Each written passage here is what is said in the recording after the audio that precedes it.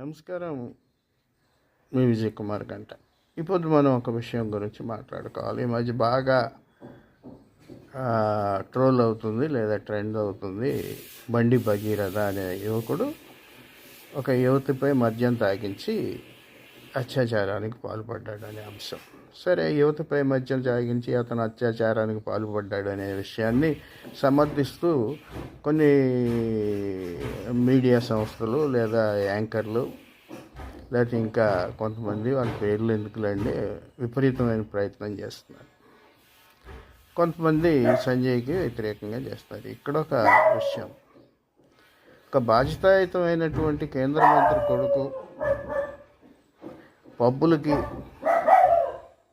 లేదా ఇంకో చోటికి తిరిగి అల్లచిల్లరిగా వ్యవహరించడం అనేది ఒక కీలకమైనటువంటి తప్పిదం,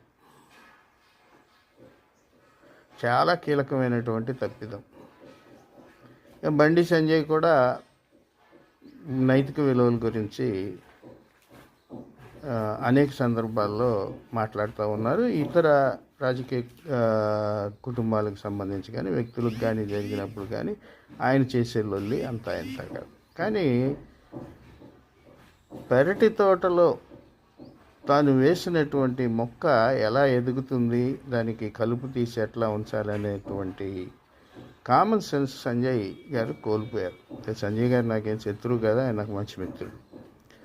సరే, రాజకీయ నాయకులు ఆ కార్యక్రమంలో ఇక్కడ బండి సంజయ్, ఆయన కొడుకు, మధ్యలో ఓ అమ్మాయి. ఈ అమ్మాయి చేసిన విమర్శలు ఎంతవరకు నిజం, సత్యమా కాదా అనే విషయం వదిలేస్తే, ఆ ఫంక్షన్లో ఆ అమ్మాయితో కలిపి అతను కొంచెం హద్దు మీరు ప్రవర్తించాడు అనేది వాస్తవం. ఇలాంటి ఫంక్షన్లకి ఎందుకు జరుగుతున్నాయి? తన కొడుకు అలా వెళ్తున్నప్పుడు ఆ ఫంక్షన్ని ఆపించగలిగే శక్తి తనకు ఉంది, అయినప్పటికీ సంజయ్ ఆపించలేడు. ఇక కేసు పెట్టినటువంటి యువతి బొంకుతుందనో లేకపోతే ఆ అమ్మాయికి ఇలాంటిదనో అలాంటిదనో ఈ మధ్య మన మీడియా మిత్రులు, ప్రత్యేకించి ఒక మీడియా మిత్రురాలు చేస్తున్నటువంటి ఎలిగేషన్స్ని చూసినప్పుడు నవ్వు వస్తుంది. ఇది జర్నలిజంలో ఉన్నటువంటి నైతికత కాదు.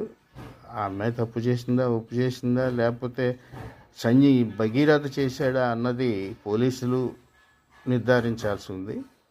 ముఖ్యంగా పోలీసులు ఈ యాంకర్ గారు చేసిన ఎలిగేషన్ కోణంలోనే చూసిన తర్వాత అతని మీద ఫోక్సో యాక్ట్ పెట్టారు. అది గమనించాలి.